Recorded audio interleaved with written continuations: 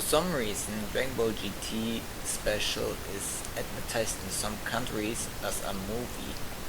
It's a story that takes place 100 years in the future after Baby's defeat and focuses on Han's grandson Goku Jr., a timid and scared child who gets bullied in school and can't defend himself for shit.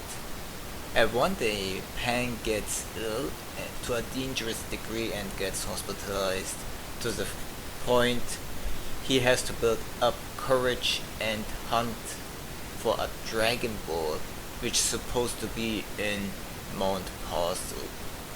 On his way, he and one of his bullies have to overcome challenges such as escaping from a witch. It's a adventure focused and about learning independency. Goku Jr. has not only to learn how to overcome his fears, but also stop believing everyone. Park may be an interesting character in this story, not someone you would want to see when you watch Dragon Ball, but he works for what he is. He is Goku's bully, but he does admire Pan. And when he saw Goku Jr. overcome his fear in one scene, he felt like helping him with his life advices.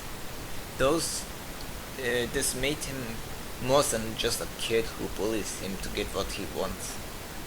The enemies the enemies aren't very striking and more comic relief. Mamba is a crafty witch, and her henchmen have personality, but are rather forgettable since they don't do much.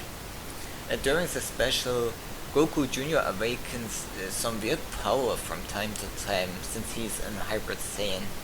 There's some certain mystery around him which may let you guess what's going on at some point, but yeah, he does change to a completely different reason. Depending how you take it, it may ruin your experience or not. While the final fight is anything special after what we have seen so far, it is still satisfying. Animation and music is great. The quality does fit the movie standards other countries are expecting, and I did enjoy it quite a bit.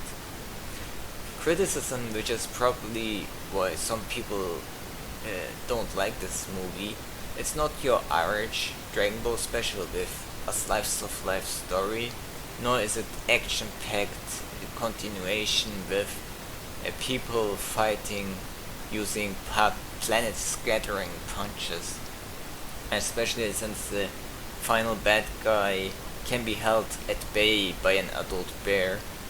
Do you not even compared to original Dragon Ball, when there's Tao Pai Pai, after you have seen Tao Pai Pai, you don't consider this guy a threat.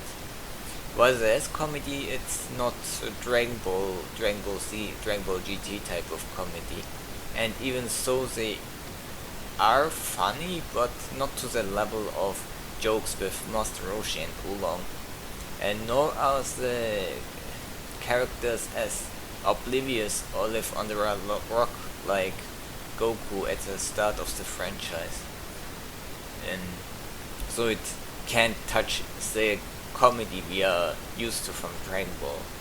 And the final antagonist is just a generic bad guy that appears out of nowhere as a final boss, taking away the challenge to beat Mamba and his goons, and her goons.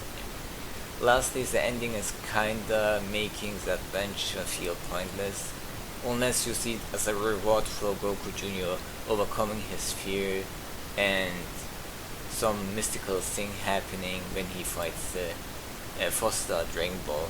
Overall, the movie is good for what it is, but if you want a high-stake fight and blows that clash the environment or a clash between ideals, you'll probably want to skip this one.